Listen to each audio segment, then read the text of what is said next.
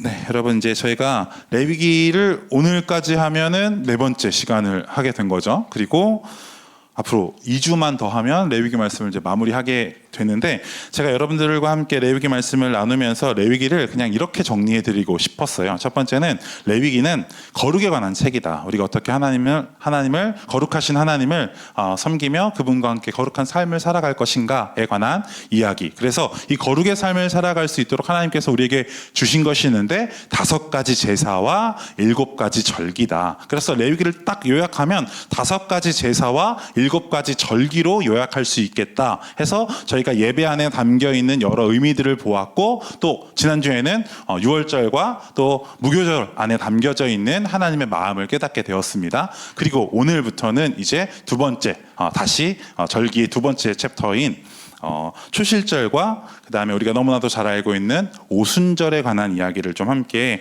나누려고 하는데요. 여러분, 제가 지난주에 좀 부탁을 드렸죠. 뭘 꼭 가지고 와달라? 성경책을 꼭 가지고 와달라. 그래서 오늘부터는 우리가 성경을 좀 찾아가면서 읽고 함께 나누려고 하는데요.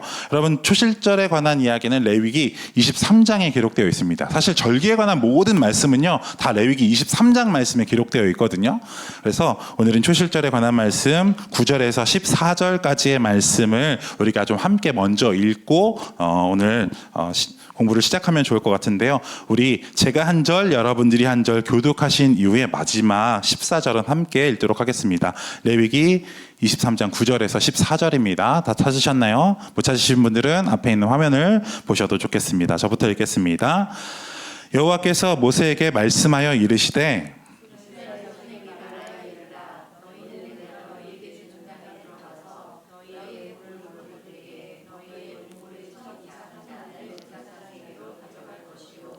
제사장은 너희를 위하여 그 단을 여호와 앞에 기쁘게 받으심이 되도록 흔들되 안식일 이튿날에 흔들 것이며,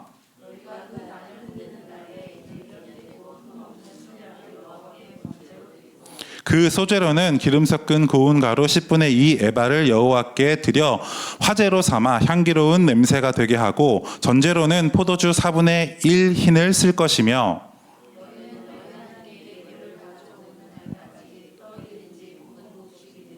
생 이삭이든지 먹지 말지니 이는 너희가 거주하는 처소에서 대대로 지킬 영원한 규례니라. 아멘, 아멘. 네, 여러분, 이제 오늘 우리가 함께 나눌 절기는 초실절이라는 절기인데요. 이 초실절이라는 절기를 함께 나누기에 앞서서 우리가 지금까지 쭉 해왔었던 절기의 의미들을 한 번 더 곱씹어 보고 그 다음에 오늘 초실절이라는 절기를 들어가면 좋을 것 같습니다.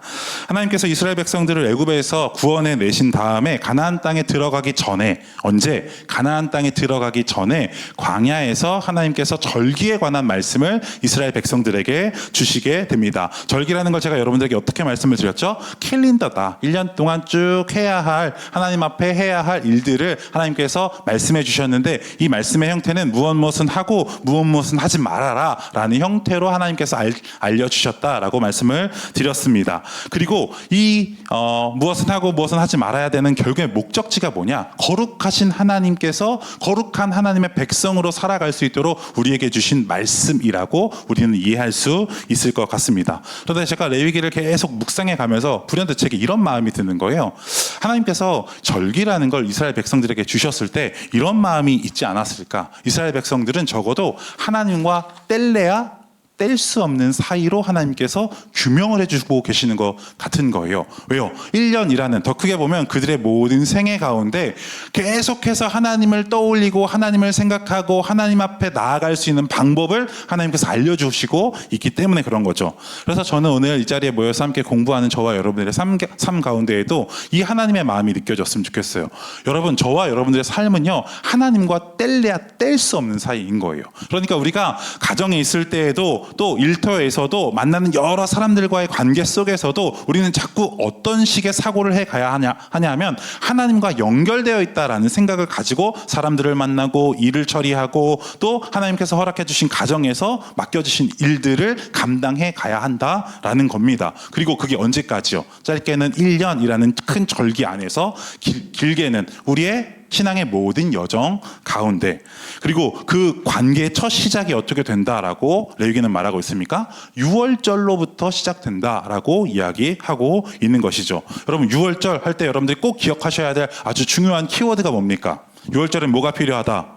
어린 양이 필요하다라는 거예요. 그리고 이 어린 양이 필요하다라는 게 우리가 어떠한 의미인지에 관해서 지난 시간에 함께 나누었습니다. 그러니까 여러분, 우리의 삶의 새로운 시작은 우리의 마음을 다잡고 우리가 의지를 다잡고 열심히 살아야지 다짐한다고 되는 게 아니라 무엇이 필요하다? 어린 양이 필요하다. 그리고 그 어린 양과의 인격적인 만남으로부터 우리의 삶의 새로운 시작이 시작된다라고 이해하셔도 좋을 것 같습니다. 그리고 사실 그 어린 양, 그러니까 어린 양을 잡아서 문설주와 또 문지방에 바르고 나서 그걸 보시고 넘어갔다고 했잖아요. 그러니까 그 보혈의 능력으로 우리가 새롭게 된다라는 것을 우리가 좀 생각해 보면 좋을 것 같습니다. 그래서 유월절 안에 담겨져 있는 뜻은요, 하나님께서 예수님 안에 담겨놓으신 의미와 맞닿아 있는 거예요. 그래서 더 이상 우리가 유월절을 지킵니까? 안 지킵니까? 안 지켜요. 왜 안 지켜도 됩니까? 이 유월절의 모든 의미가 누구로 완성이 됐기 때문에, 예수 그리스도를 통해 완성이 되었기 때문에 우리는 더 이상 유월절 지키지 않아도 되는 거예요. 그리고 두 번째, 하나님께서 우리에게 주신 절기가 무엇이었죠? 무교절. 이제는 잘 대답하시네요. 무교절. 여러분, 무교절의 가장 핵심 키워드는 뭐예요? 뭐 없는 빵을 먹어야 되는 거예요. 누룩 없는 빵을 먹어야 되는 거예요. 그 빵을 먹으면서 하나님께서 동시에 말씀해 주셨죠. 온 집안에 무엇을 다 없애라고요? 누룩을 제하라고요. 그런데 제가 누룩을 두 가지로 말씀을 드렸어요. 첫 번째는 누룩을 좋은 균이라고도 말씀을 드렸고, 또 어떻게 말씀을 드렸죠? 곰팡이와 같은 것이라고도 말씀을 드렸습니다. 그래서 이스라엘 백성들이 이 누룩을 제거하라라고 이야기했었을 때 그 집안을 대청소한다고 말씀을 드렸죠. 좋은 누룩뿐만 아니라 나쁜 곰팡이도 다 제거해야 되는 거예요. 이 무교절을 통해서 우리가 깨달을 수 있는 건, 우리가 거룩한 삶을 살아가기 위해선 정기적으로 누룩과 같은 걸 제거해야 가야 된다라는 것입니다. 때로는 우리의 잘못된 생활 방식이 우리에게 누룩과 같은 것이 될 수 있고요. 또 어떤 사람에게는 모든 것을 팽개쳐 내버려 두는 무책임이 또 누룩과 같은 것이 될 수도 있고, 우리의 삶에 제거해야 할 여러 곰팡이와 같은 누룩들이 많이 있다 라고 말씀을 드렸습니다. 그리고 이것들을 제거해 가는 것이 곧 무엇과 맞닿아 있다? 거룩하신 하나님의 뜻을 이루어가는 것과 맞닿아 있다라고 말씀을 드렸습니다. 그리고 오늘 이 세 번째 절기인 초실절에 관한 말씀을 이제 함께 나누려고 해요. 여러분, 초실절 말씀은요, 사실 아주 중요한 말씀이 이 9절과 10절 말씀에 기록되어 있는데요. 여러분, 9절과 10절 말씀 함께 읽어보실까요? 우리 함께 읽겠습니다. 시작. 여호와께서 모세에게 말씀하여 이르시되 이스라엘 자손에게 말하여 이르라. 너희는 내가 너희에게 주는 땅에 들어가서 너희의 곡식을 거둘 때에 너희의 곡물의 첫 이삭 한 단을 제사장에게로 가져갈 것이요. 아멘. 여러분, 초실절이라는 게 뭐냐 하면 뭘 가지고 하나님 앞에 나아가야 된다라는 거예요. 네, 곡식을 가지고, 곡물을 가지고 나가야 되는데 아주 중요한 표현 하나가 있죠. 어떤 곡식? 첫 곡식이라는 겁니다. 이 키워드를 여러분 잘 기억해 놓으시면 좋을 것 같아요. 그래서 초실절이라는 이 한자의 뜻은요, 첫 번째 곡식을 가지고 하나님께 예배한다라고 해서 초실절이라고 부르게 됩니다. 그리고 이 초실절을 드리는 제사의 방법을 우리가 이제 한번 성경을 보면서 배워보면 좋을 것 같아요. 여러분, 초실절 11절 말씀에 보면 제사장들은 너희를 위하여 그 단을 여호와 앞에 기쁘게 드리심이 되도록 어떻게 한대요? 흔든대요. 여러분, 흔들어 드리는 제사 어떤 제사? 요제. 이제는 너무 잘 아시네요. 흔들어 드리는 제사는 요제인 거예요. 그러면 이 초실절의 제사는 흔들어서 요제로도 드릴 수 있는 거구나라는 걸 여러분들은 기억하셔야 됩니다. 그리고 언제 드린대요? 11절 말씀에 보면 안식일 언제? 안식일 이튿날이라는 거예요. 이 이튿날이라는 표현이 둘째 날이 아니라 그 다음 날이라는 거예요. 이튿날이라는 게 이해하셨죠? 이튿날은 두 번째 되는 날이 아니라 그 다음 날이라는 표현이라는 걸 여러분들이 기억해 놓으셔야 돼요. 자, 그러면 이제 이 초실절을 제가 여러분들에게 아주 명료하고 간단하고 쉽게 계속해서 설명해 드리도록 하겠습니다. 12절 말씀부터 쭉 보면요, 이제 너희는 그 단을 흔들어 드리는 1년 되고 흠없는 수장과 양을 어린 양께 번제로 드리래요. 그리고 소재로 섞은 고운 가루 10분의 2 에바를 여호와께 화제로 삼는데요. 여러분, 화제는 어떤 제사예요? 맞아요. 태워서 드리는 제사. 이제 성경을 보니까 이게 제사인지 제사의 방법인지가 딱딱 눈에 들어오시죠? 그리고 그 다음에 향기로운 냄새가 되게 한 다음에 전제로 포도주 4분의 2 흰을 드리래요. 여러분 전제는 어떤 제사예요? 부어서 드리는 제사를 전제라고 이야기를 했어요. 그러니까 우리는 계속 이 레위기 말씀을 들으면서 아니 이게 도대체 제사의 방법을 말하는 건지 제사의 종류를 말하는 건지 계속 헷갈렸는데 조금 배우고 나니까 이건 전제, 부어서 드리라는 거구나, 이건 소제, 흰 가루를 가지고 드리라는 거구나, 이게 좀 보이기 시작합니다. 그러니까 생각보다 어렵지 않죠? 자, 그래서 여러분들에게 이제 이 초실절에 관해서 아주 중요한 키워드만 몇 가지로 딱 정리해 드릴게요. 자, 여러분, 초실절은요, 무엇을 드린다? 첫 곡식, 곡물을 하나님 앞에 드린다라는 개념을 여러분들이 딱 머리에 넣어 놓으셔야 돼요. 두 번째는요, 언제 드린다? 안식일, 이튿날. 이 이튿날은 다음 날이라는 개념이라는 거 여러분들 머리 안에 딱 넣어 놓으시는 거예요. 세 번째, 마지막 절에 나와 있는데요. 어디서 드려야 되냐, 어떻게 드려야 되냐라고 했을 때 너무나도 생생합니다. 너희는 거주하는 각 처에서 드리래요. 어디서 드린다? 거주하는 각 처, 내가 있는 곳에서 드려라 라는 것을 하나님께서 말씀하셨습니다. 자, 그래서 이제 저와 여러분들은 이 초실절 안에 하나님께서 담아놓으신 의미를 저는 여러분들에게 3가지 종류로 한번 설명해 드리려고 하니까 한번 잘 들어보셔요. 자, 첫 번째, 초실절의 핵심 의미는, 초실절은 하나님을 뭐하는 절기다? 선택하는 절기다. 다른 말로 말하면 첫 열매를 하나님 앞에 드리는 시간이 초실절이다라는 것입니다. 여러분, 첫 열매를 하나님께 드린다라는 게 어떤 의미일까요? 여러분, 요즘 우리가 뭔가 이렇게 열심히 농사에서 걷어들인 거 가지고 하나님 앞에 예배를 드리는 사람이 많을까요, 적을까요?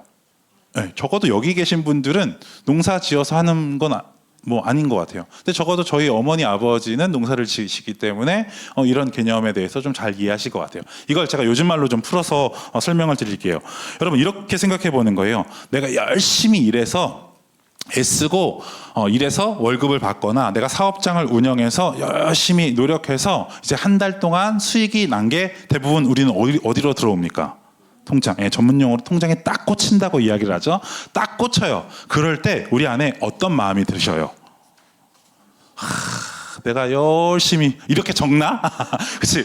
내가 열심히 이렇게 일했는데 뭔가 이것밖에 안 되나? 하는 생각이 들 수도 있을 것 같아요. 근데 대부분 사람들이 그냥 어떤 생각을 했냐면 내가 열심히 노력해서 얻은 것이라는 개념을 가지고 있을까요? 아니면 하나님께서 주셨다라고 생각을 할까요? 네, 내가 열심히 일해서 얻었다. 그러니까 왜 이렇게 적어? 고생한 거에 비해 왜 이렇게 적어? 라고 생각할 수도 있겠죠. 그렇죠.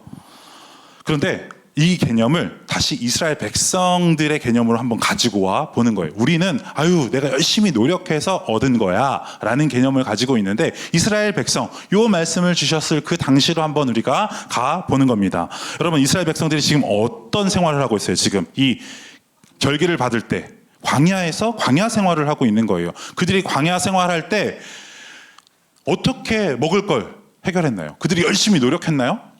그럼 어떻게 했어요?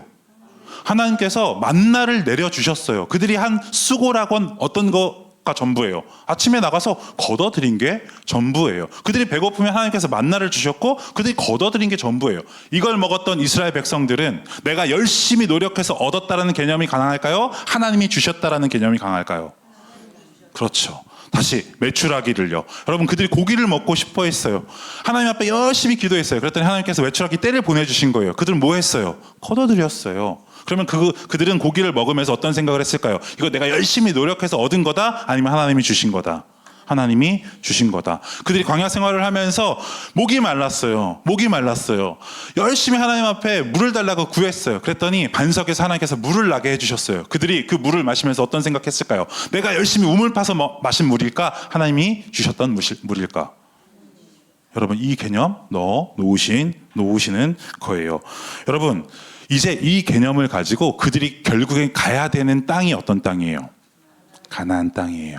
그리고 하나님께서 광야에서 이 말씀을 주시는 거예요. 얘들아, 이제 너희가 이 광야 생활할 때에는 내가 너희에게 만나도 주고 메추라기도 주고 물도 주고 인도하는 분이라는 걸 너희가 인정하지 않을 수 없을 거야. 왜? 너희가 아침에 눈 떠 있으면 내가 줬다는 게 너무 당연하게 보여지니까. 그런데 너희가 가나안 땅, 내가 약속한 그 땅에 들어가면 이제 씨를 뿌리고 곡식을 추수하고 거둬들일 날이 있을 거야. 근데 그때도 꼭 잊지 마. 이거 누가 준 거라고? 그러면서 하나님께서 그들에게 하나님이 인도하셨다, 하나님이 주셨다라는 의미를 새겨주시면서 너희가 이건 꼭 줘야 돼 라고 말했던 게 어떤 거다? 첫 열매였다라는 거예요.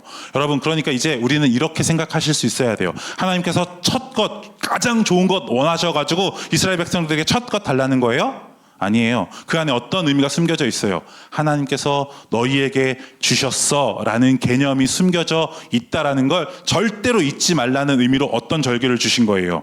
초실절을 하나님께서 주셨다라는 것을 여러분들 기억해 놓으셔야 돼요. 그러니까 이스라엘 백성들 마음 가운데 어떤 마음을 새겨 넣어야 되냐면 마치 광야에서 그들이 먹고 자고 생활했었던 모든 삶의 패턴을 기억하면서 하나님께서 인도해 주셨다라는 것을 인정하는 마음으로 드리는 게 어떤 예물이다? 초실절의 첫 번째 열매다 라는 사실을 그들이 갖고 초실절 절기를 지켜야 됐던 것입니다. 그러니까 초실절은요, 저는 철저하게 하나님을 선택하는 절기인 거예요. 왜요? 그들이 비록 지금은 광야 생활을 하지 않고 농사를 짓고 열매를 거둬들이지만 그 중에 첫 번째 것을 드리면서 어떤 믿음의 고백을 담고 있기 때문에 하나님께서 주셨다, 하나님이 인도해 주셨다라는 개념을 가지고 첫 번째 예물을 드리기 때문에 그들은 이 초실절을 지키면서 자꾸 누구를 선택하는 연습을 했냐 하면 하나님을 선택하는 연습을 했던 거예요. 그리고 광야 생활을 하면서 하나님께서 어떤 걸 가르치신 거예요? 자꾸 하나님과 그들의 삶을 연결해 가면서 하나님을 놓치지 않는 훈련을 시켜 주셨다라고 말할 수 있는 것이죠. 그래서 저는 이 훈련이 우선순위의 문제라고 봅니다. 그러니까 이스라엘 백성들은 광야 생활하면서 자꾸 어떤 우선순위를 챙길 수밖에 없었어요. 하나님이 하셨다, 하나님이 주셨다라는 우선순위, 하나님을 선택하는 믿음의 우선순위를 취할 수밖에 없었다라고요. 그리고 이제 하나님께서 인도해 주신 가나안 땅에서 첫 번째 곡식을 드리면서 그들은 어떤 믿음의 고백을 해야 했을까요? 아, 내가 지금 농사하고 이렇게 애써서 얻은 것처럼 보여지지만 결국에 이거 누가 주셨다? 하나님이 주셨다, 하나님께서 인도해 주셨다라는 믿음의 고백을 담아서 그것을 상징하며 이 초실절 절기를 지키라고 말씀하셨다라는 겁니다. 그런데 여러분, 재미있어요. 하나님께서 이 초실절의 예물을 곡식 한 알이라고 하시나요? 성경에서 어떤 표현을 써요? 한 단이라고 표현을 하세요. 이 한 단이라는 개념을 여러분들 잘 기억해 놓으시면 좋을 것 같아요. 그리고 우리 창세기 4장 1절에서 4절까지의 말씀을 한번 보는 거예요. 도대체 이 첫 번째라는 데 어떤 의미가 있냐라는 거예요. 여러분들이 이 창세기 4장 1절에서 4절까지의 말씀은 여러분들이 너무나도 잘 알고 있는 가인과 아벨이 드린 제사의 내용이거든요. 그런데 놀랍게도 이 제사에서 하나님께서 어떤 건 받으시고 어떤 건 안 받으신대요. 그 이유를 찾아보자고요. 우리 함께 읽겠습니다. 시작. 아담이 그의 아내 하와와 동침함에 하와가 임신하여 가인을 낳고 이르되 내가 여호와로 말미암아 득남하였다 하니라. 또 그가 또 가인의 아우 아벨을 낳았는데 아벨은 양을 치는 자였고 가인은 농사하는 자였더라. 세월이 지난 후에 가인은 땅의 수산으로 제물을 삼아 여호와께 드렸고 여호와께서 아벨과 그의 제물은 받으셨으나. 아멘. 자, 여러분 한번 잘 보세요. 여기 보면 아담과 하와가 자녀를 낳았대요. 그 두 자녀의 이름이 무엇이라고요? 가인과 아벨. 근데 가인은 뭐 하는 자였대요? 그의 직업이 뭐였대요? 농사 짓는 자였고 아벨은요, 양을 치는 자였다라고 성경에서 이야기를 하고 있어요. 그리고 때가 되어서 하나님 앞에 예배를 드리게 되었다라는 거예요. 그러면 가인은 무엇으로 예배를 드렸을까요? 네, 소산으로 곡식으로 예배를 드렸고 아벨은요, 양으로 예배를 드렸던 거예요. 그런데 똑같이 드렸는데 누구 건 받고 누구 건 안 받았어요. 그런데 제가 자세히 보니까 가인에는 땅의 소산이라는 표현만 있고 아벨에는 어떤 표현이 있어요? 네, 첫이라는 단어가 들어가 있더라라는 것입니다. 그러니 여러분 이제 이걸 우리 어떻게 받아들여야겠냐라는 거예요. 일부 어떤 학자는 이렇게 말하는 사람이 있습니다. 하나님은 원래 제사라는 방법 자체에는 원래 짐승으로만 드릴 수 있다. 그렇기 때문에 가인은 곡식으로 드렸기 때문에 하나님 안 받으셨다라고 이야기하는 학자들도 있어요. 이 말 맞아요? 틀려요? 왜요? 여태까지 우리가 배웠었던 게 짐승으로도 드릴 수 있고 곡식으로 드릴 수 있어요? 없어요? 드릴 수 있기 때문에 그래요. 그런데 어찌됐든지 간에 보니까 결국엔 재물에는 문제가 아닌데 뭐의 문제인 것처럼 보이냐 하면 누군가는 첫 것을 드렸고 누군가는 그렇지 않았다는 문제로 받아들일 수밖에 없는 거예요. 재물의 문제가 아니라면. 그럼 한번 이렇게 생각해 보는 거예요. 여러분, 가인이 드린 땅의 소산이라는 걸 우리가 어떻게 이해해야 되겠냐라는 거예요. 그래서 일부 성경학자들은 이렇게 이해를 해요. 가인이 하나님 앞에서 열심히 1년 동안 농사를 짓고 추수를 싹 해서 그 중에 일부를 드렸다라고 이해를 해요. 여러분 여기 동의할 수 있으세요? 대부분 많은 사람들이 농사를 다 짓고 난 다음에 거기서 택해서 드렸다라고 이야기를 하는 거예요. 네. 그리고 아벨은 어떻게 드렸냐? 그가 열심히 목축을 하다가 첫 새끼가 딱 태어나자 그걸 하나님 앞에 드렸다라는 거예요. 여러분 여기서 어떤 차이가 있는지 아시겠어요? 어떤 차이가 느껴지세요? 가인은 다 모아 드리고 그 안에서 본인이 취사 선택을 한번 한 거예요. 하나님 앞에 드릴 것, 드리지 않을 것. 아벨은요, 취사 선택하지 않았어요. 첫 것을 그냥 하나님 앞에 드렸어요. 이게 어떤 차이로 연결이 되느냐? 전 이게 이렇게 보여지는 거예요. 가인은요, 자기가 농사가 좋고 좋은 것, S급, A급, B급, C급을 다 해서 하나님 앞에 나름 본인이 드릴 수 있는 걸 드렸겠죠. 근데요, 아벨은요, 하나님께서 주신 첫 것을 드린 거예요. 여러분, 첫 것이라는 것 안에 그가 어떤 믿음을 드렸을까요? 아직 그 양이 막 풍성하게 늘어났을까요? 아니요. 그럴 수도 있고 그렇지 않을 수도 있어요. 하지만 그가 뚝 띄어서 그냥 하나님 앞에 먼저 드렸다고요. 이게 첫 것의 의미예요. 내가 다 걷어들인 다음에 내가 그 중에서 하나를 하나님 앞에 드리는 게 아니라 아직 될지 안 될지 모르지만 하나 그냥 뚝 띄어서 하나님 앞에 드린다라는 걸 성경에서는 첫 열매라고 이야기를 하고 있다라는 거죠. 그러니 여러분 꼭 기억하셔요.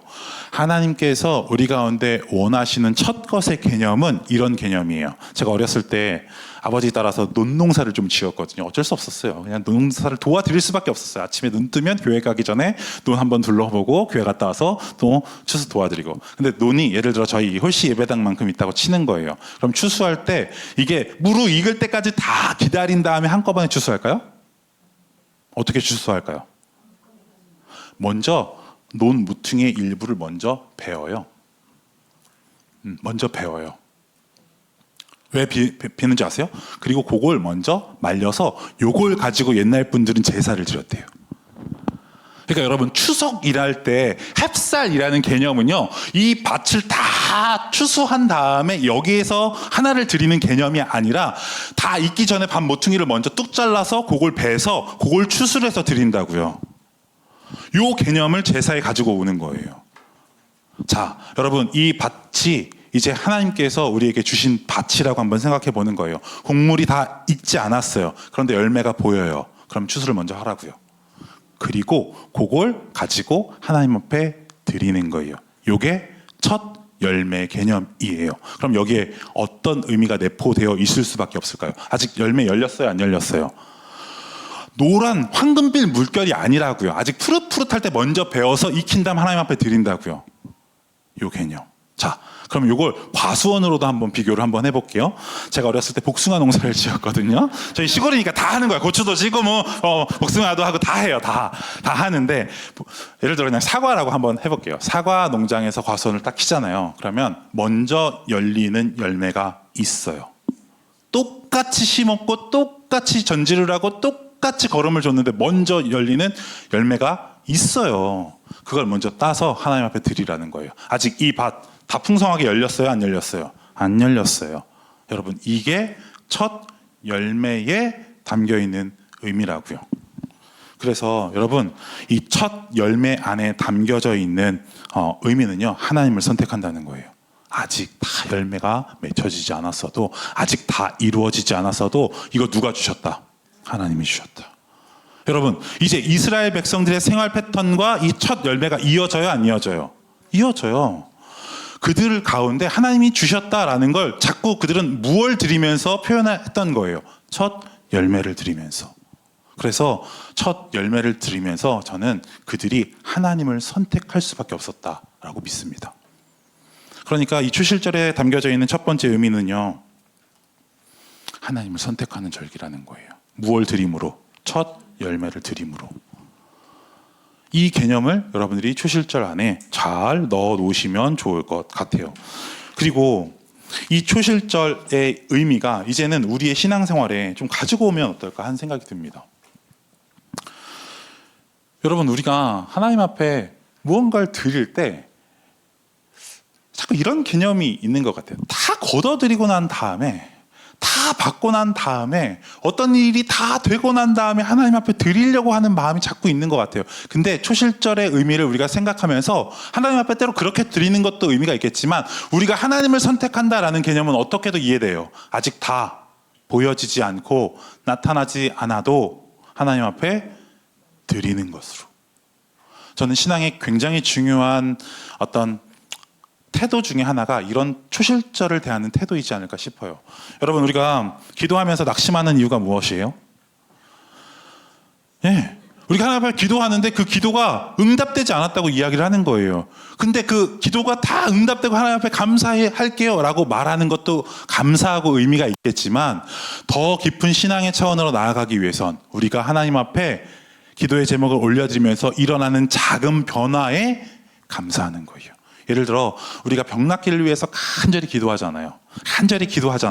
근데 간절히 기도하면서 병원에 갔더니 조금 좋아지셨어요 라는 이야기를 들으면, 아이고, 하나님께서 내게 이렇게 변화를 시켜주셨구나, 감사하는 거예요. 무엇을 가지고? 이제 마치 밭에서 열매가 맺혀지기 시작했으니 이 열매가 곧 풍성하게 될 것을 믿고 감사하는 이 초실절의 의미를 담아서. 그러니까 우리 신앙 가운데 작은 변화가 일어나면 하나님께서 더 풍성하게 해주실 거야 라는 믿음을 담아서 먼저 감사하는 거예요. 그러면서 우리는 무엇의 마음을 함께 드리는 거예요? 나는 하나님을 선택합니다. 하나님께서 인도해 주셨습니다. 하나님께서 베풀어 주셨습니다. 하나님이 주셨습니다 라는 믿음의 고백을 담았어요. 이게 초실절 제사의 아주 핵심적인 첫 번째 키워드예요. 그래서 초실절은 하나님을 선택하는 절기예요. 무엇을 드림으로? 첫 열매를 드림으로 말미암아 말입니다. 두 번째, 제가 조금 오늘은 빨리빨리 좀 넘어갈게요.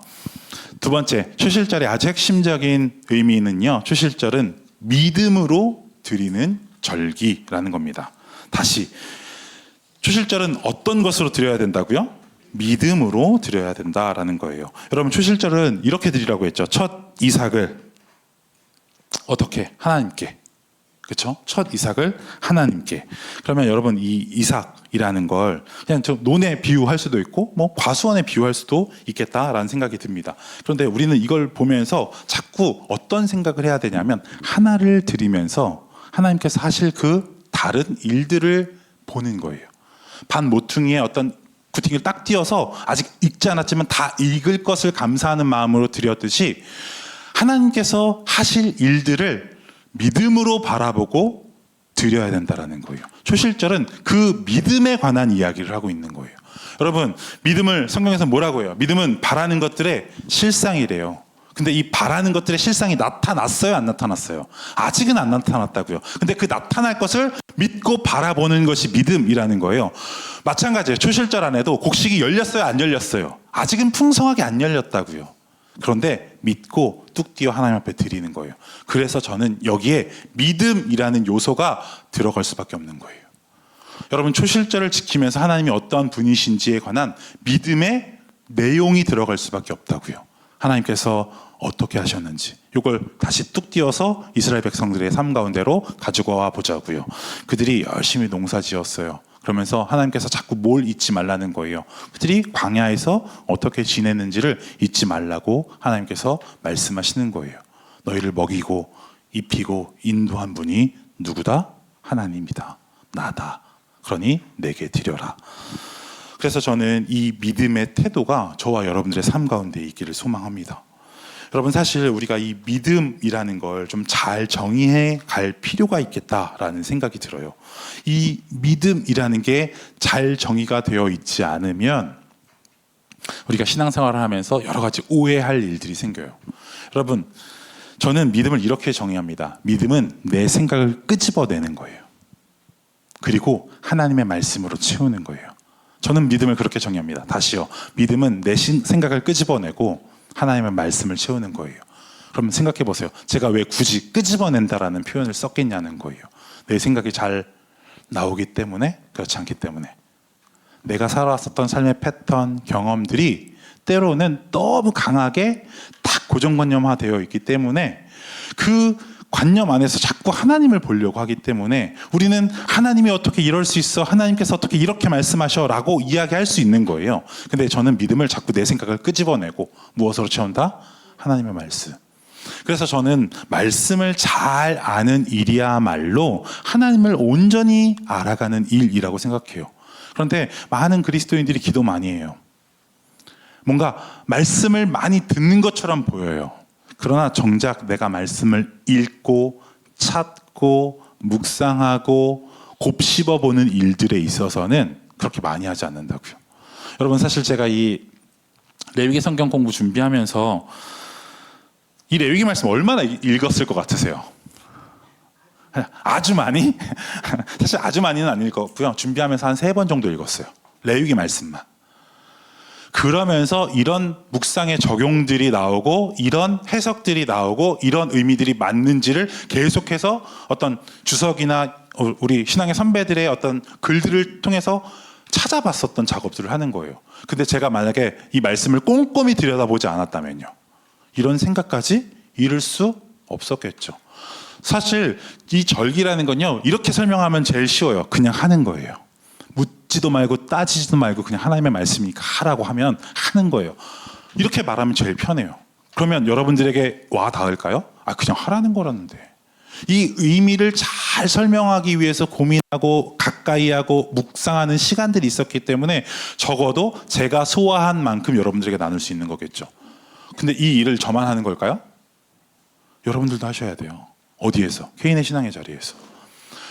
목사님, 저희는 성경 그렇게 잘 알지도 못하고 목사님들이 다 해석해 주는 거 우리는 그냥 듣는 거죠. 여러분, 종교개혁이 왜 일어나는지 아세요?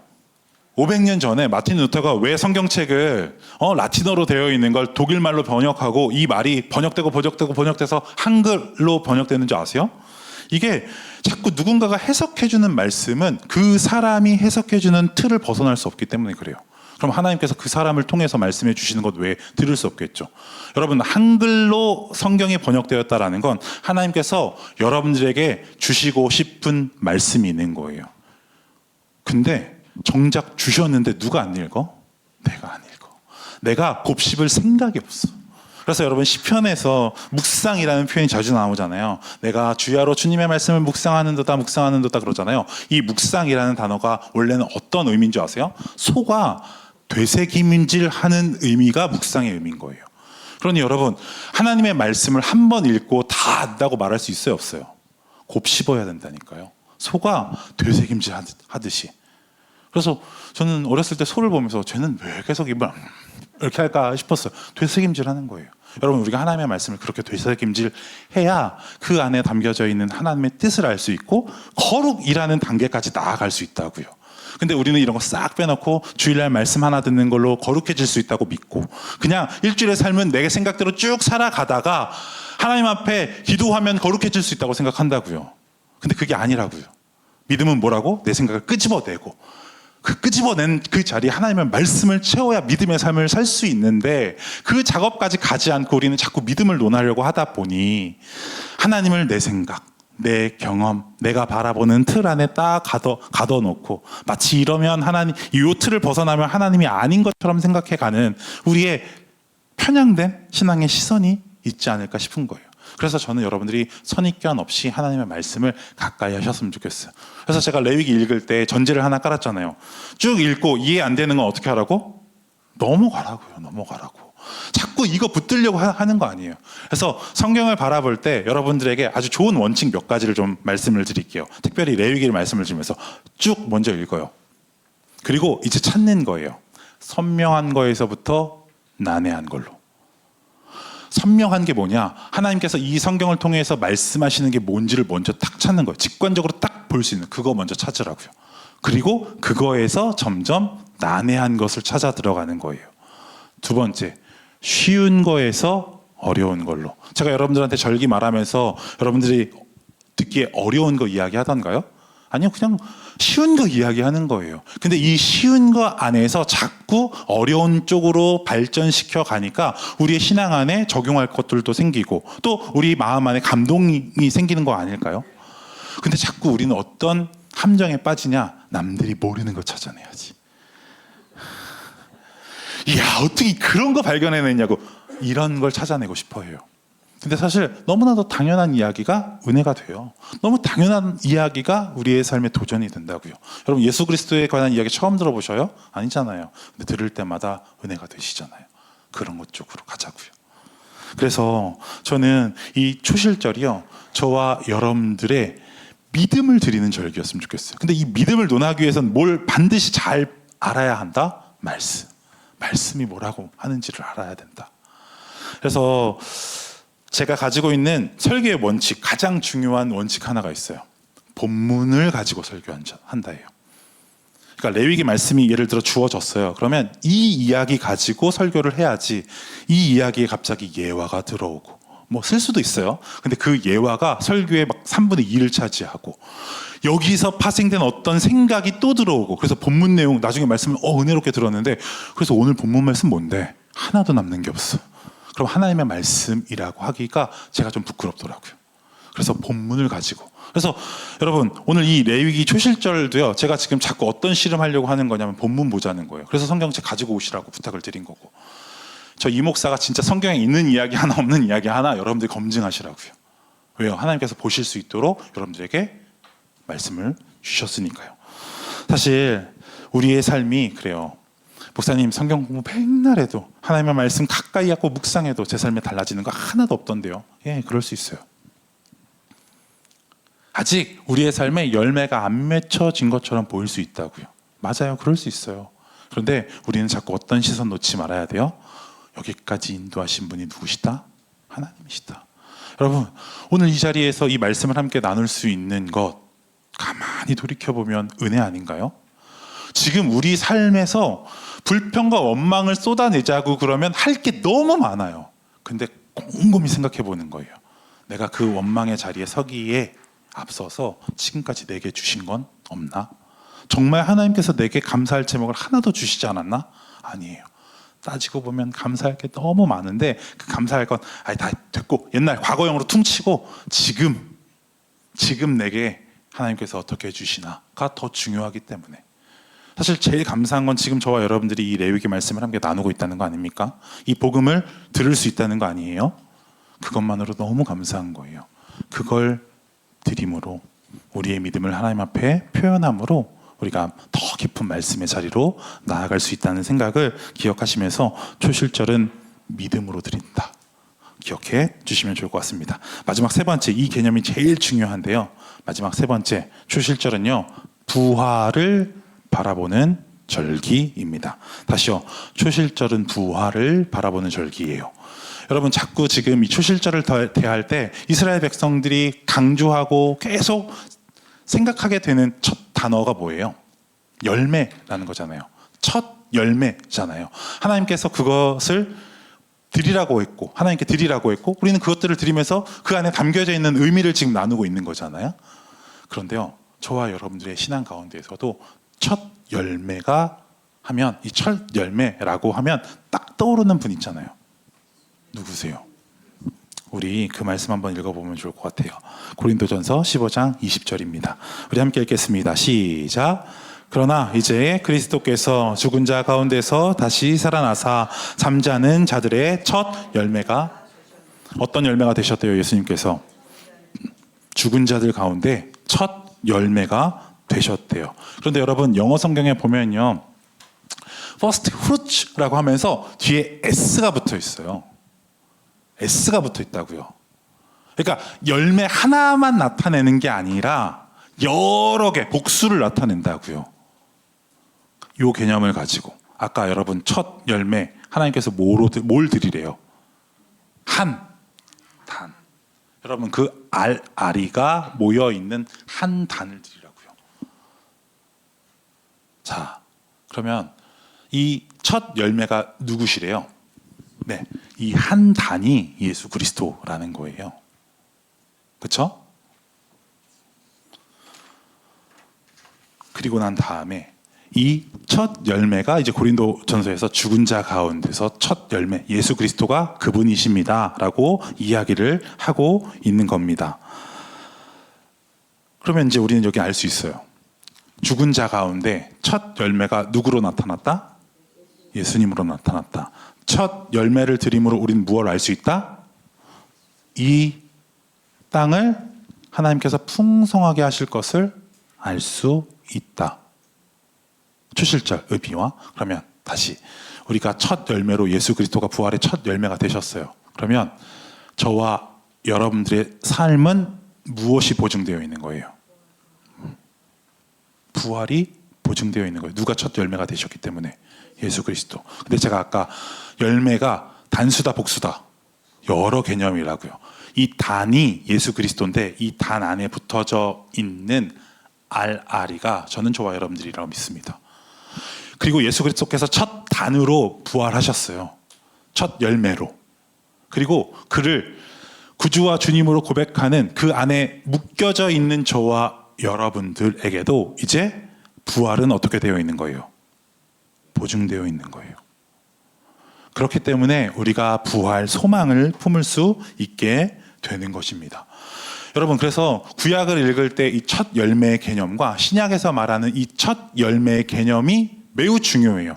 첫 것을 드린다라는 게 어떤 개념인지가 이해가 돼야 예수 그리스도께서 죽은 자들 가운데 첫 열매가 되셨다라는 개념이 바로 이해가 되고 이 첫 열매가 우리에게 어떠한 보증이 되는지도 연결이 되는 거예요. 그러니까 여러분 이 첫 것이라는 걸 드리는 이 구약의 의미가 예수 그리스도가 그 첫 열매가 되셔서 이제는 우리에게 부활을 확증하고 약속하고 있는 것이죠.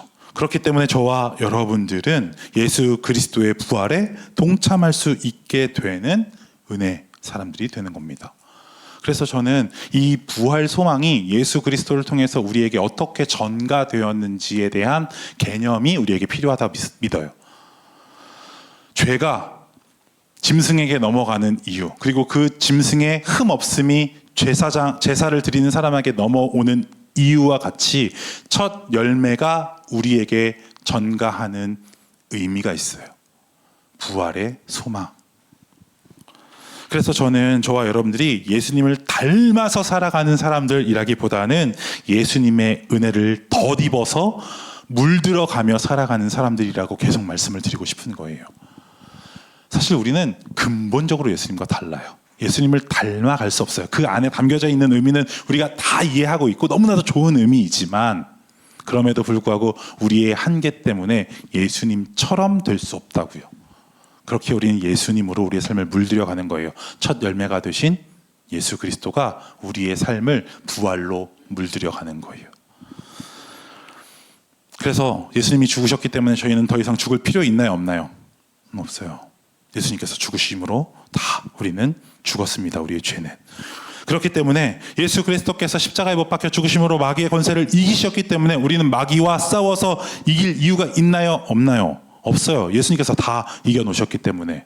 여러분 나중에 꼭 한번 가보셔요. 가평에 가면 필그림하우스라는 데가 있거든요. 거기 가면 철로 역정이라는 코스가 있어요. 근데 그 코스 맨 마지막에 사자 2마리가 길가에 이렇게 있고 가면 막 우악 하면 소리를 막 내요.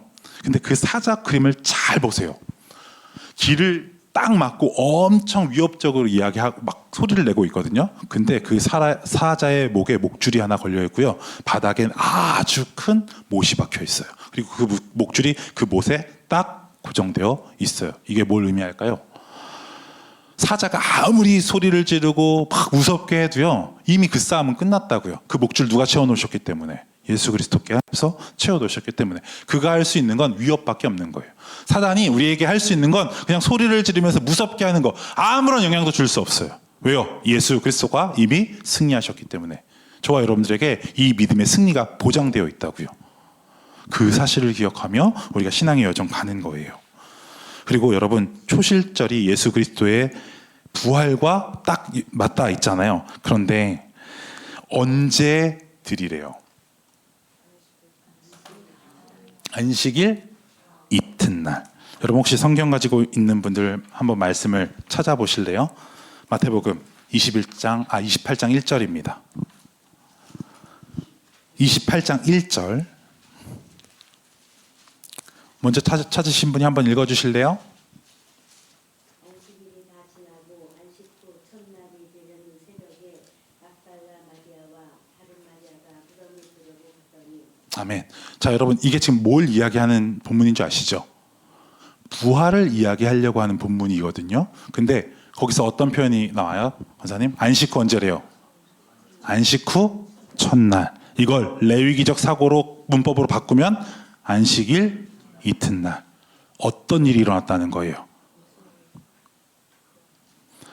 여러분, 사실 구약에서 강조하고 있는 날은 안식일이에요. 맞죠? 안식일이 어떤 날이에요? 쉬는 날이에요? 제가 어떤 분들한테 안식일 어떤 날이에요? 그러니까 쉬는 날이요. 그래요. 맞아요. 근데 무엇 때문에 쉬는 날이냐고요? 하나님께서 창조하신 이후에 쉼과 안식을 우리에게 주신 날이라고요. 근데 사실 이 쉼과 안식보다 더 강한 개념이 있어요. 그 개념이 뭔지 아세요? 하나님이 세상을 만드셨다 라는 개념이 훨씬 더 강하게 안식일이 있다고요. 하나님이 창조하셨기 때문에 쉼과 안식이 필요한 거예요. 이해하셨죠? 쉼과 안식이 중요한 게 아니라 하나님이 그 전에 했었던 일이 있었기 때문에 쉼과 안식이 강조될 수밖에 없다고요. 그런데 이제 이 구약 안에서도 어떤 시그널을 계속 주는 거예요. 안식일 이튿날. 신약의 표현으로는 안식일 첫날. 자꾸 부활과 맞닿아 있게끔 나아가는 거예요. 그래서 여러분 초실절은요, 부활을 보는 그림자예요. 왜요? 안식일 이튿날, 그 다음 날 뭘 하라고요? 감사하라고요. 하나님 앞에 드리라고요. 무엇을? 첫 열매를. 그리고 신약에서는 그 첫 열매를 누구래요? 예수 그리스도라고. 뭔가 자꾸 이 초실절과 예수 그리스도가 맞춰져요. 사실 제가 다 말하진 않았지만 이 7가지 모든 절기가요, 다 예수 그리스도의 사역과 구원의 일과 맞닿아 있어요. 조금씩.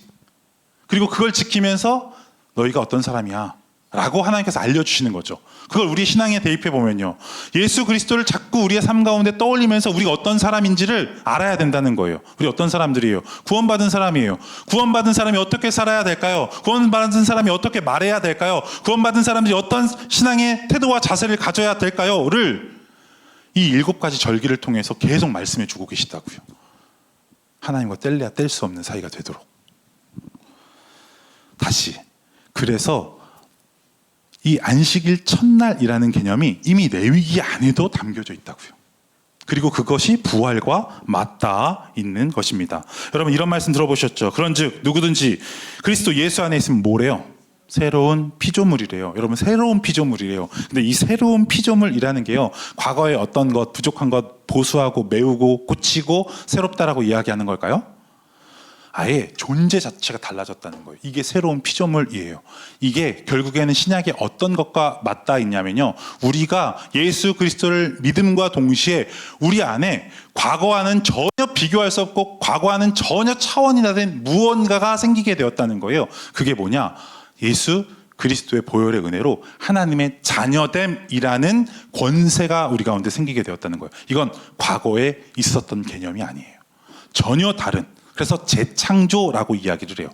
예수 그리스도를 믿는 사람들에게 어떤 놀라운 은혜가 임하냐면 과거의 삶과 전혀 다른 삶이 주어진다는 거예요. 어떤 삶? 구원받기 이전의 모습과 구원받은 다음의 삶이 그만큼 다르다는 거예요. 그리고 그렇게 다르니, 신분이 그렇게 달라졌으니 이제 너희의 삶도 그에 걸맞는 삶을 살으라고 하나님께서 계속해서 이끌어 가시는 것이죠. 여러분 재창조를 기념하며 하나님 앞에 예배하는 날 어떤 날입니까? 예수님이 부활하신 주일 예배예요. 그러니 여러분들이 주일 예배 드릴 때 준비하고 오셔야 돼요. 마음의 준비. 기도로 준비하시고 하나님의 은혜를 사모할 마음으로 준비하고 오는 거예요. 그냥 일주일에 치여서 분주하게 왔다 가는 시간이 아니라 하나님이 나를 새롭게 빚어주실 것을 기도로 마음으로 준비하며 오는 시간이 주일입니다. 그리고 그날 누가 부활하셨어요? 죽은 자 가운데 첫 열매가 되시는 예수 그리스도께서 부활하셨습니다. 그래서 왜 우리는 안식일 안 지켜도 돼요? 구약의 안식일이 누구로 통해 완성이 됐기 때문에. 맞아요. 근데 자꾸 어떤 이단은 여전히 왜 안식일 안 지키냐고 그러는 거예요. 그럼 누구를 무시하는 거예요? 그 구약의 안식일의 개념을 오롯이 다 이루신 예수님을 무시하는 거예요. 그래서 우리는 안식일을 주님의 날로 대신에 지키는 거예요. 그날이 어떤 날이다? 안식 후 첫날. 레위기 개념으로는 안식 후 안식일 이튿날. 요 개념으로 지킨다라는 사실입니다. 그래서 여러분, 예수 그리스도의 십자가의 부활, 그 부활이 우리의 신앙과 밀접하게 연결되어 있고 그 신앙을 그림자처럼 보여주는 절기가 초실절이다. 그래서 첫 열매라는 개념을 가지고 초실절을 바라보면 당연히 예수 그리스도, 죽은 자의 첫 열매가 되신 이분과 우리가 함께 연관해서 바라볼 수밖에 없다. 그리고 그 부활의 은혜가 오늘 저와 여러분들이 누리고 또 향유해 가야 할 신앙의 여정인 것이죠. 그래서 여러분, 우리는 하나를 드리면서 더 넓은 걸 볼 수 있어야 돼요. 작은 걸 드리면서 하나님께서 하실 일들을 함께 보는 믿음이 필요해요. 그래서 때로는 내 생각을 끄집어내는 시간들도 필요한 거고 하나님의 말씀을 채우는 시간들도 있어야 되는 것입니다. 마지막으로 여러분, 초실절 어디서 지키래요? 맞아요. 성경에 보면 각자 처소에서 지키래요. 각자 처소. 이게 어떤 의미일까요? 내가 있는 그곳에서 지키는 거예요. 이걸 그냥 우리말로 말하면, 여러분, 내가 일상에서 모든 삶의 자리에서 하나님을 주인으로 모시며 그분을 기쁘시게 하며 그 부활의 은혜를 느끼며 누리며 살아가라 라고 이야기하는 거예요. 초실절의 의미를 통해서 말이죠. 그래서 저는 저와 여러분들이 이 초실절을 대하면서 먼저 탁 떠올려야 할 아주 중요한 핵심 단어는 첫 열매, 그리고 그 열매가 예수 그리스도, 그리고 그분과 함께 우리의 삶이 새로워지는 시간이 안식 후 첫날이라는 이 큰 흐름을 이해하면서 주일 예배를 다시 한번 소중하게 생각하는 저와 여러분들이 되셨으면 좋겠습니다. 그리고 하나님의 은혜를 풍성히 누리는 저와 여러분들 되시길 주의 이름으로 부탁드립니다. 자, 그래서 저는 여러분들에게 마지막으로 이 초실절에 관한 이야기를 하면서 우리 신앙을 한번 좀 되돌아봤으면 좋겠어요. 넘어갔네요.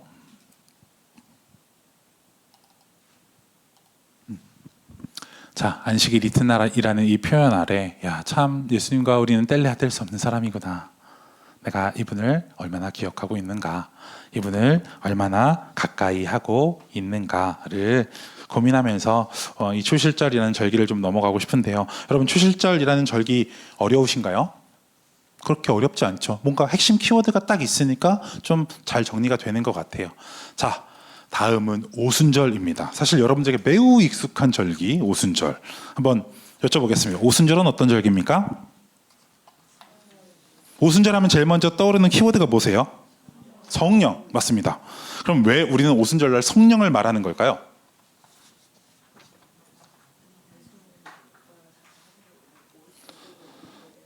자, 저는 지금 계속 성경 말씀이 중요하다 말하고 있어요. 성경에 어떤 사건이 있었어요? 그렇죠. 오순절 하면 딱 떠오르는 사건은 마가의 다락방에 임했었던 오순절 성령의 역사 때문에 우리가 지금 오순절을 성령이라고 떠올리시는 거잖아요. 그러면 성령이 없었는데 왜 구약은 오순절이라는 절기를 구약 시대 때 이미 광야 생활을 하는 이스라엘 백성들에게 하나님께서 말씀하셨을까? 그거에 대해서 오늘 좀 한번 알아보면 좋겠다 하는 생각이 듭니다. 우리가 떠올리는 오순절은 신약 성경의 마가의 다락방에 임해서 나타났던 어떤 큰 사건 때문에 오순절이라는 절기를 떠올리기 쉬운데, 구약에 이미 하나님께서 오순절 주셨어요. 그렇죠? 그 본문 말씀을 우리가 함께 좀 읽어보면 좋을 것 같은데요. 23장 15절에서 22절입니다. 제가 한 절, 여러분들이 한 절 교독하도록 하겠습니다. 안식일 이튿날 곧 너희가 요제로 곡식단을 가져온 날로부터, 자 일단 덜기 전에 여기 밑줄, 안식일 이튿날 곧 너희가 요제로 곡식단을 가져온 날이 무슨 날이에요? 어떤 날인지 모르세요? 밑줄 그으시고 초실절. 자, 이제 성경이 조금 눈에 들어와요. 아, 이 날이 초실절이구나. 자, 이 날로부터 세워서 7 안식일의 수요를 채우고, 16절 읽어주세요. 시작.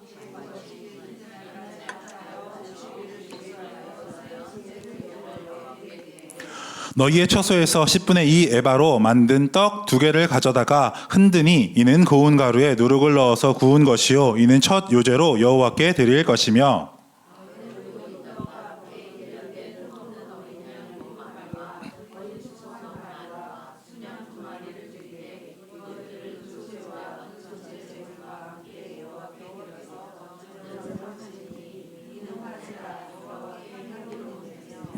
또 숫 염소 하나를 속죄제로 드리며 1년 된 어린 숫양 2마리를 화목 제물로 드릴 것이요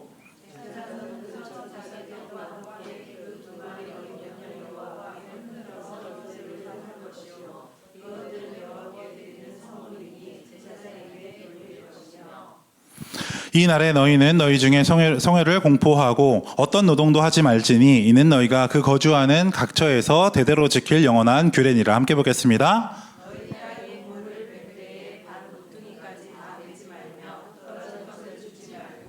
그것을 가난한 자와 거류민을 위하여 남겨두라. 나는 너희의 하나님 여호와이니라. 아멘. 자, 여러분, 이제 하나님께서 오순절이라는 절기를 이스라엘 백성들에게 지키라고 말씀하십니다. 그런데 여기서 한 번만 더 정리해 가면 좋을 것 같아요. 하나님께서 이스라엘 백성들에게 첫 번째로 주신 절기보다 유월절.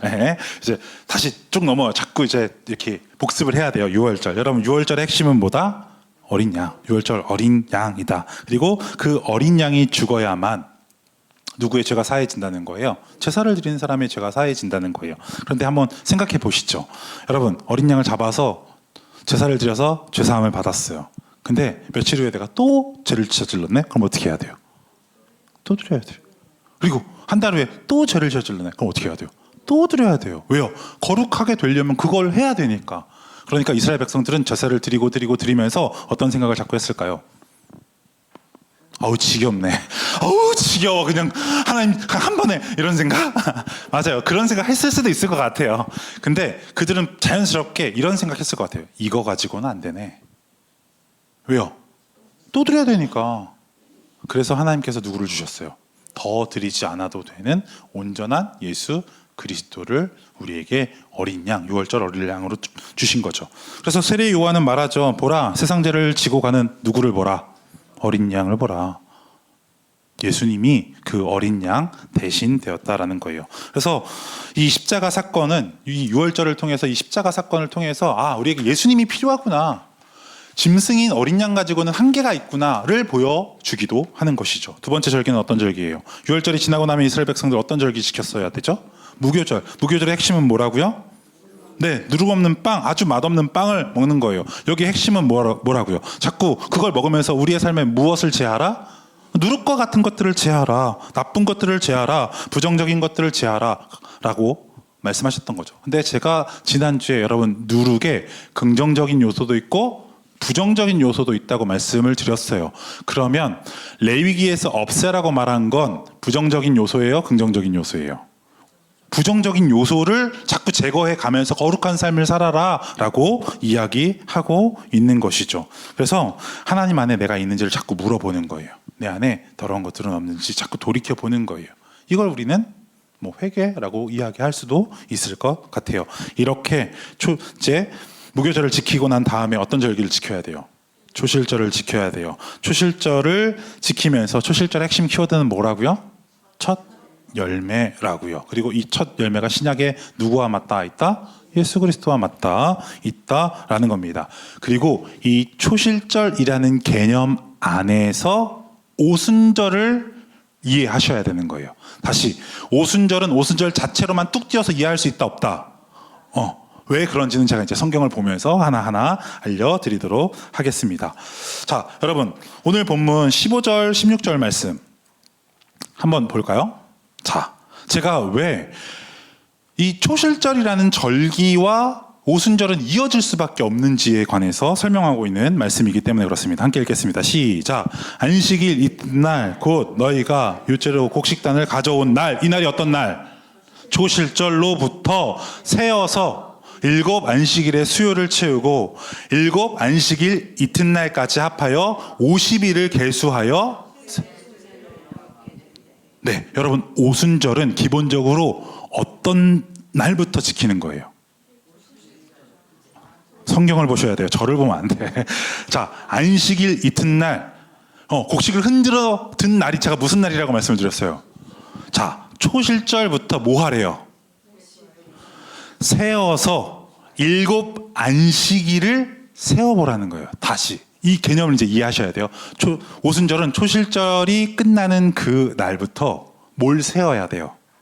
안식일을 세워요. 몇 번? 7번을 세우고 그 다음에 그 7번째 안식일이 시작하는 그 주에 50일이 되는 날이 어떤 날이라? 오순절이라고요.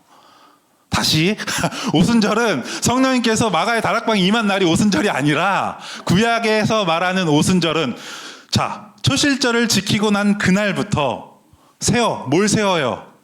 안식일을 몇 번? 7번을 세고 안식일이 7번 되는 그 안식일로부터 쭉 따라가다 보면 50일이 되는 날이 있다는 거예요. 그 50일이 되는 날이 어떤 날이다? 오순절. 자, 그러니까 여러분 이제 오순절은 두 가지 개념으로 이해할 수 있어요. 그냥 쉽게 오순절은 어떤 날이야? 그럼 마가의 다락방에 성령이 임한 날이야 라고 설명할 수도 있고, 이제 레위기를 배운 저와 여러분들은 오순절은 좀 폼 잡으면서 초실절하고 맞닿아 있어. 초실절부터 주일을 7번 세야 돼. 그리고 그 안식일이 7번 끝나는 그날 50일이 오순절이야. 여러분 이 오순절 어려워요? 쉬워요? 이렇게 설명을 듣고 나면 쉽죠. 그런데 구약 성경에서 저도요 읽는데 이게 도대체 무슨 말인지 모르겠는 거예요. 아니 도대체 안식일을 7번을 세고 이게 뭐라는 거야 이거? 근데 이 날이 이제 저와 여러분들이 다 공유되는 오순절이라는 날입니다. 그러니 여러분 오순절의 핵심은 뭐예요? 50일이 아니라 세는 거예요. 왜? 내가 안식일을 7번 세지 않으면 알 수 있어 없어? 없어요. 오순절의 굉장히 중요한 핵심은요 세어야 돼. 한 날. 그래서 몇 번, 이게 지금 안식일이 몇 번째다를 세워야 알 수 있는 거예요. 그러니까 여러분 이제 오순절 하면 뭐가 제일 중요한 개념이다? 세워야 된다라는 개념이 굉장히 중요하다라는 거예요. 자, 이 개념을 여러분 넣어놓고 우리 출애굽기 말씀 한번 보는 거예요. 자, 출애굽기 34장 21절에서 22절 말씀인데요. 성경을 찾으실 분들은 찾으시고 34장 21절에서 22절 말씀입니다. 함께 보도록 하겠습니다. 시작. 너는 엿새 동안 일하고 77절 곧 맥주의 초실절을 지키고 새말에는 수장절. 자, 여러분 여기 보니까 재밌네요. 초실절이라는 표현이 맥주의 초실절이라고 말해요. 이게 어떤 날이에요 지금? 오순절을 말하는 거예요. 그리고 이 오순절을 또 다른 말로 어떤 말이래요? 77절이라고 말해요. 그렇죠? 77절이라고 말하는 거예요. 그래서 여러분들 혹시 우리 장로님 이런 표현 들어보셨어요? 77절이라는 표현 혹시 교회에서 들어본 적 있으시죠? 있죠. 아마 옛날에는요 이 오순절을 오순절이라고 말하지 않고 77절 혹시 맥추절이라고 들어보셨어요? 맥추절이라고 말했어요. 그러니까 77절, 맥추절, 오순절 뭐다? 다 똑같다. 표현법이 다를 뿐이지 다 똑같다. 이제 이거 이해해 놓으시는 거예요. 그리고 제일 중요한 거, 뭐 77절이라고 부르든 오순절이라고 부르든 맥추절이라고 부르든 여기는 뭐 해야 된다고요? 초실절과 같이 두 번째 첫 열매를 드리는 게 핵심 포인트라고요. 그러니까 여러분 이스라엘 백성들이 첫 열매를 드리는 시간이 2번 있었다는 거예요. 첫 번째는 어떤 날? 초실절날. 두 번째는요, 오순절날. 네. 그럼 왜 굳이 하나님은 이 똑같은 걸 두 번이나 하라고 하셨을까? 제가 아까 말씀드렸죠. 첫 번째 초실절은 누구와 맞닿아 있다? 예수 그리스도와 맞닿아 있다. 그리고 그 초실절이 뭐의 그림자다? 부활의 그림자. 부활의 그림자. 그런데 두 번째, 우리가 지켜야 되는 두 번째 절기가 오순절인데요. 이 오순절에도 보면 처음 익은 곡식을 드리래요. 이게 어디에 나오냐면 민수기 말씀에 나옵니다.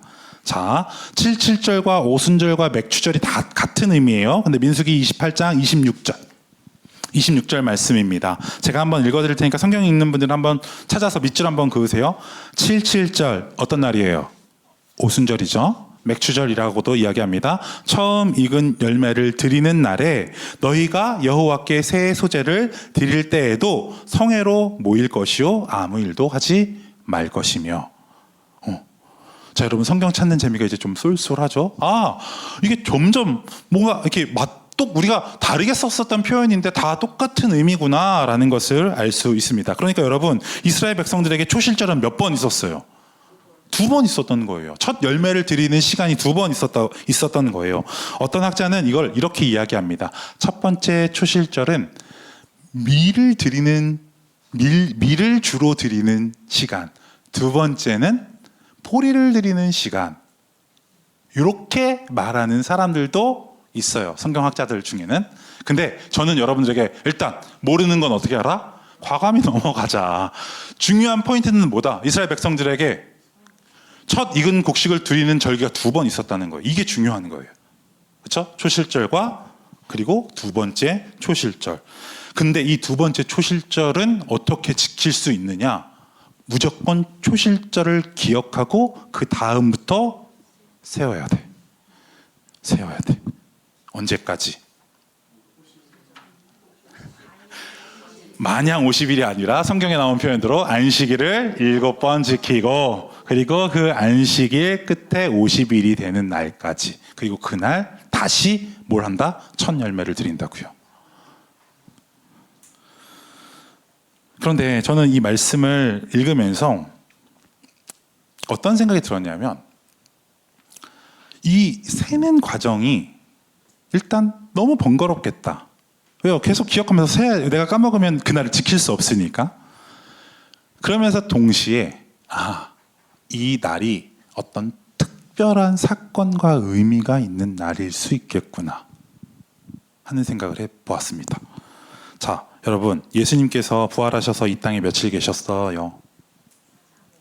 3일이요? 자, 며칠 계셨어요? 4일이라고 말하면 안 되죠. 40일 계셨어요. 40일 이 땅에 계시면서 제자들에게 나타나셔서 하나님 나라를 알려주시고 또 그 뜻을 알려주셨어요. 그리고 부활하시면서 자꾸 제자들에게 무언가 말씀을 하세요. 그리고 사실 그 말씀은 예수님께서 부활하신 다음에부터 하신 말씀이 아니라 예수님께서 공생의 기간 내내 십자가 사건 앞에서 계속 하셨단 말이에요. 그 주된 말이 이거죠. 내가 너희에게 떠나는 게 유익이라는 거예요. 한번 여러분들이 제자의 입장으로 한번 생각해 보는 거예요. 여러분들이 제자예요. 예수님을 따른 12명의 제자예요. 여러분 누구 때문에 지금 예수님 따르고 있어요? 누구 하나 바라보고? 예수님 바라보고. 흔한 말로 예수님한테 올인한 거예요. 난 예수님 라인 잡고 그냥 승승장구 해보겠다 하고 다 때려놓고 그냥 온 거라고요. 근데 예수님께서 자꾸 뭐라고 하냐면 내가 너희에게 없는 게 유익이래. 그럼 제자들 입장에서 한번 생각해 보는 거예요. 예수님이 있는 게 이득이에요? 예수님이 없는 게 이득이에요? 왜요? 내가 예수님 이름 팔아먹고 살 수 있으니까. 나 예수의 제자야 그러면서 거들먹거릴 수 있으니까 예수님이 있는 게 당장 보기에는 누구한테 유익처럼 보여요. 제자들한테 유익처럼 보여요. 근데 예수님은 반대로 말씀하시는 거예요. 내가 너희들에게서 가는 게 유익이래요. 왜 그럴까요? 예수님께서 누구를 보내주신대요? 보혜사를 보내주시기 때문에. 이 보혜사가 너희에게 있는 게 내가 있는 것보다 더 유익하다는 거예요. 이 보혜사라는 게 뭔 말이에요? 제가 헬라어를 잘 못하지만 그래도 이 단어는 기억합니다. 보혜사를 파라크레토스라고 하거든요. 근데 이 파라라는 말은요, 누구누구 곁에, 뭐뭐뭐뭐 옆에라는 뜻이에요. 그러니까 파라클레토스라는 말은 보혜사라는 말인데요. 이 보혜사가 가지고 있는 큰 의미 중에 하나는 누구 곁에 있는 분이기 때문에 그래요. 자, 예수님이 자꾸 말씀하셔요. 내가 너희들을 떠나는 게 유익이야. 그리고 내가 가면 너희에게 누굴 보내줄 거야 라고 말씀하셨어요. 그가 보혜사라는 거예요. 그리고 난 다음에 예수님께서 이 땅을 며칠 있으셨다고요? 40일 있고 제자들에게 이 보혜사를 기다리라고 말씀을 하세요. 자, 사도행전 1장 1절에서 4절 말씀인데요. 함께 읽겠습니다. 시작.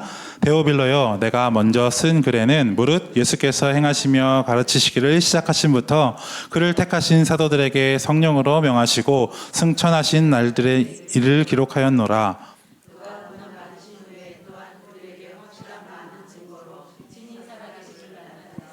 40일 동안 그들에게 보이시며 하나님 나라의 일들을 말씀하시니라. 사도와 함께 모이사 예루살렘을 떠나지 말고 내게서 들은 바 아버지께서 약속한 것을 기다리라. 자, 여러분, 이 약속한 게 뭐예요? 보혜사. 그러니까 여러분, 여기서 우리는 잘 이해를 해야 돼요. 예수님께서 제자들과 함께 신앙생활하면서 틈틈이 어떤 말씀하셨어요? 누구에 대한 말씀하셨어요? 보혜사에 관한 이야기를 하셨어요. 그렇죠?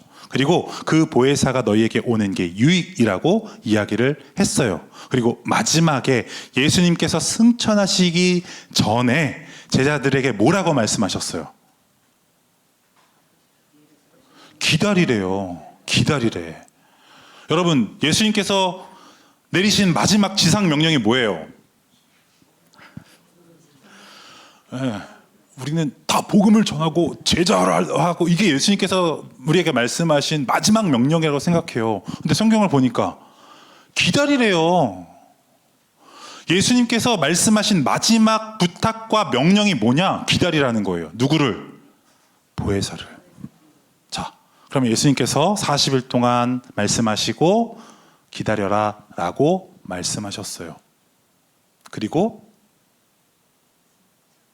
하나 세어가면서 마가의 다락방에 성령의 역사가 빵 일어난 날이 어떤 날이라? 그러니까 예수님께서 하늘로 올라가신 지 며칠 만에? 열흘 만에. 이게 어떤 날? 오순절. 그러니까 구약의 개념을 가지고 세어서 와야 오순절의 개념을 알 수 있듯이 예수 그리스도께서 부활하시고 난 다음에 10일을 세어야 오순절의 사건이 있을 수 있다고요. 그리고 그날 어떤 일이 일어나요? 오순절 성령의 어떤 날이, 그 마가의 다락방에서 어떤 놀라운 일들이 일어나요? 그래요. 우리가 너무나도 좋아하는 말씀, 막 불의 혀같이 갈라지고. 근데 사실 여러분, 사도행전이라는 말씀이 어떤 말씀인지 아세요? 이렇게 예수 그리스도가 기다려라 라고 말씀하신 보혜사 성령님이 임하고 나니까 제자들의 삶이 달라지는 거예요. 그래서 베드로가 옛날에는 말씀을 전했을 때 사람이 들었다 안 들었다 뭐 이런 내용이 성경에 없어요. 근데 보혜사 성령이 임하고 그가 말씀을 전하니까 어떻게 돼요? 5,000명이 회심을 한대잖아요. 능력이 막 나타나는 거예요. 그러니까 여러분, 오순절 성령의 역사의 이 놀라운 변화가 결국에는 구약의 오순절이라는 세어봐야만 알 수 있는 개념처럼 예수님께서 부활하시고 난 40일 이후부터 하나하나 세어서 오순절을 알 수 있듯이 센다라는 개념이 너무 중요한 거예요. 그러면 여러분, 우리가 한번 생각해 보는 것이죠. 저와 여러분들은 이 은혜를, 하나님께서 허락해 주신 이 은혜의 날을 하나하나 세워갑니까? 여러분, 신앙생활에서 하나님께서 주신 은혜를 기다리면서 그 날을 고대하며 하나하나 세워간다라는 의미가 얼마나 중요한 의미인지 아셔요? 그냥 어쩌다 우연히 떨어지는 게 은혜가 아니라 하나님을 사모하며 그 은혜를 기다리며 그 날을 세어가는 자에게 주어지는 것이 이 오순절의 성령, 우리와 함께 하시는 성령의 동행하심인 거예요. 그러니 여러분, 이 오순절은 세는 개념을 빼고는 설명할 수가 없어요. 자꾸 세셔야 해요. 그럼 여러분, 우리가 신앙생활하면서 이걸 어떻게 세워갈 수 있을까요? 먼저 하나님께서 우리를 공식적으로 만나 주시겠다고 말한 그 주일의 날을 이제는 우리는 세워야 되는 거예요. 세워서 준비해 가야 되는 거겠죠. 두 번째, 하나님께서 우리에게 베풀어 주셨었던 그 은혜들을 우리가 잊지 않고 자꾸 세워가는 거예요. 하나님께서 내게 이때 이런 은혜를 주셨지. 내게 이렇게 함께 해주셨지. 를 세워가야만 누구를 잊지 않아요. 이스라엘 백성들처럼 하나님을 잊지 않아요. 여러분, 참 재미있죠? 하나님께서 이스라엘 백성들을 쭉 광야에서 인도하시면서 그들을 어디로 이끌고 가시죠? 어디로 이끌까요? 가나안 땅. 근데 성경에서는 그 가나안 땅을 어떤 땅이라고 표현해요? 젖과 꿀이 흐르는 땅이에요. 다른 말로 말하면 되게 복된 땅이라고요. 그렇죠? 누구나 가고 싶은 복된 땅이라고요. 그러면 그 땅에 들어가면 복된 삶을 살아야 될 것 같잖아요. 근데 이스라엘 백성들 어떻게 살았어요? 말 더럽게 안 듣고 살았어요. 그러니까 하나님께서 자꾸 주변 나라를 이렇게 들어가지고 자꾸 흔한 말로 치시잖아요. 왜 치실까요? 다시 돌아오라고, 거룩한 삶을 살으라고 자꾸 사인을 주는데 얘네들이 못 알아듣네. 그래서 결국엔 그 나라를 둘로 나누세요. 남과 북으로요. 북이스라엘은요, 아수르라는 나라로부터 망해요. 또 남유다는요, 바벨론이라는 나라가 들어와서 쑥대밭을 만들어 놓는다고요. 성전 다 부시고 김을 다 가져가요. 그럼 생각해 보세요. 하나님께서 보내신 그 젖과 꿀에 흐르는 복된 땅에서 왜 그들은 그렇게 살 수밖에 없었을까? 무엇을 놓쳤기 때문에? 하나님을 놓쳤기 때문에. 그들이 받은 은혜를 자꾸 세웠어야 했는데, 그리고 하나님 앞에 감사하고 돌이킬 건 돌이켜야 했었어야 되는데, 그들이 그걸 다 잃어버리고 그 땅에 있는 우상들, 이방신들의 모양대로 자꾸 그들의 삶을 살아가기 시작하는 거예요. 그러니까 하나님께서 자꾸 몇 번 사인을 주시다가 이거 안 되겠다, 갈아엎으신 거죠. 너무 놀랍지 않습니까? 분명히 복된 땅인데 그들의 삶은 꼭 저주받은 것처럼 살아요. 누가 없으니까, 하나님이 없으니까. 그래서 우리의 삶도 하나님께서 허락해 주신 그 은혜를 마음껏 누리기 위해선 세는 은혜가 필요해요. 세워야 해요. 하나님이 주신 은혜를. 이게 오순절의 첫 번째 의미입니다. 두 번째, 요거는 좀 이제 간단하게 넘어가도 될 것 같아요. 이제 여러분들이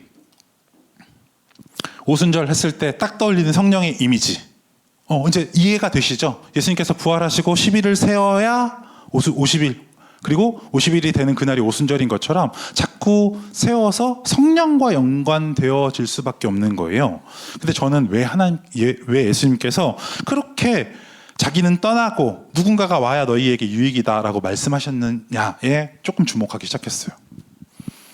여러분, 예수님이, 제자들 입장에서 예수님이 있는 게 훨씬 더 유익이잖아요. 다 아시잖아요. 근데 예수님께서는 자꾸 그들에게 내가 떠나는 게 유익이래요.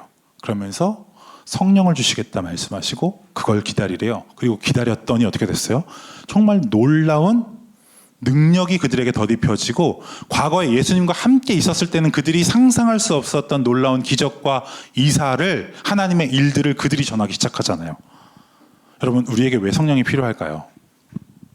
왜 저와 여러분들이 성령님의 도우심과 함께 하심이 필요할까요? 성령이 임하면 어떤 일들이 일어나기 때문에, 능력이 나타나기 때문에. 저는 이 성령의 능력이 저와 여러분들의 삶 가운데 있었으면 좋겠습니다. 여러분, 아까 우리가 봤었던 사도행전 1장 4절 말씀을 보면, 쭉 보면 성령이 너에게 임하면 그날로부터 많은 일들이 너희에게 일한대요. 그리고 이 일 이후에 진짜 베드로와 여러 제자들이 놀라운 일들을 막 행하거든요. 무엇 때문에 행했을까요? 제자들은 똑같은데 성령의 능력이 임했기 때문에. 저는 여러분들이 이 신앙의 원리를 꼭 기억하셨으면 좋겠어요. 여러분, 우리에게 성령의 능력이 있어야, 성령이 임해야 우리의 신앙의 능력이 나타나는 거예요. 거룩의 모양이 성령의 능력이 아니라 성령이 우리와 함께하고 동행해야 우리의 삶의 능력이 나타난다고요. 우리가 신앙생활 10년, 20년, 30년 했어도 왜 우리를 보면서 사람들이 찌찌 혀를 차면서 손가락질 할까요? 왜 교회가 지금 이 시대 가운데 제일 피하고 싶은 어떤 집단이 됐을까요? 거룩의 모양과 어떤 겉모습은 있는데 능력이 없으니까. 왜 능력이 없을까요? 그렇게 예수님께서 기다리라고 말씀하셨던 성령의 인도하심이, 그리고 그 함께하심이 더 이상 우리의 삶 가운데 함께하지 않기 때문 아닐까 싶습니다.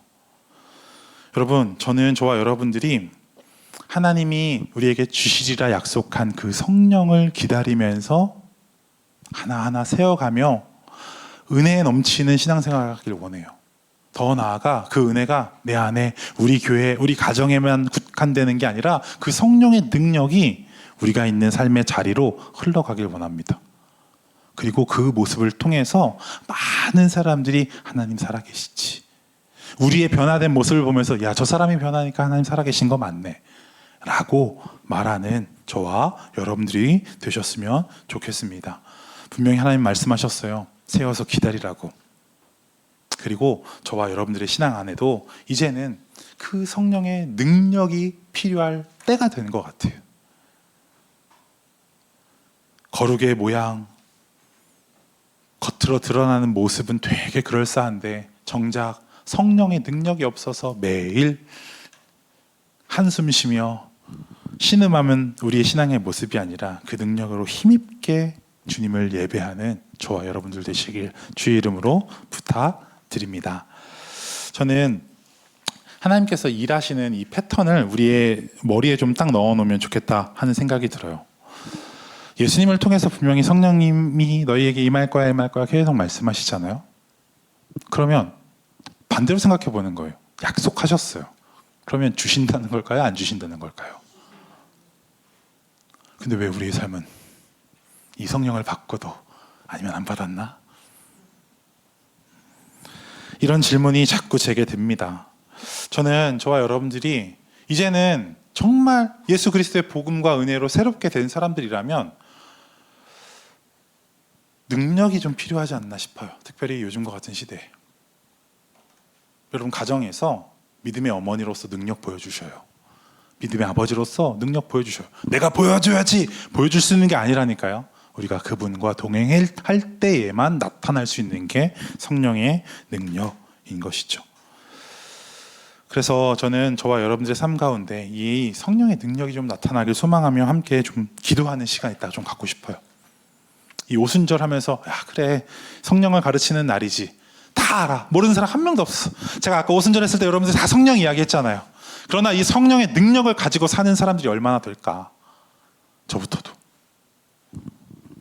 이 능력이 좀 필요한 것 아닐까 하는 생각이 듭니다. 하나님 감사합니다. 오늘 우리에게도 귀한 하루 허락해 주시고 레위기 말씀으로 하나님께서 다시 한번 하나님의 마음과 뜻을 알려주시니 감사합니다. 하나님께서 허락해 주신 이 귀한 말씀 우리의 마음에 잘 담아 하나님께서 기뻐하시는 믿음의 삶 살아갈 때 하나님 이 말씀이 힘이 되게 하시고 기억나게 하여 주셔서 하나님께서 원하시는 거룩의 방향에 또 그 꿈에 더욱더 가까이 나아가는 우리들 될 수 있도록 인도하여 주옵소서. 특별히 간절히 소망하며 기도하는 것은 성령의 권능과 능력이 우리의 삶 가운데 충만하게 하여 주옵소서. 우리가 말을 할 때, 가정에서 생활할 때, 직장에서 많은 사람들을 대할 때 주여 그 권능으로 말미암아 하나님의 나라가 드러나는 은혜가 있게 하여 주옵소서. 하나님의 은혜가 하나님 아주 작게 우리 개인과 가정에 머물러 있지 않게 하시고 더 크게 하나님의 나라까지 확장되어져 갈 수 있도록 우리를 사용하여 주옵소서. 감사드리며 이 모든 것 예수 그리스도 이름으로 간절히 기도하옵나이다. 아멘. 아멘. 수고하셨습니다. 감사합니다.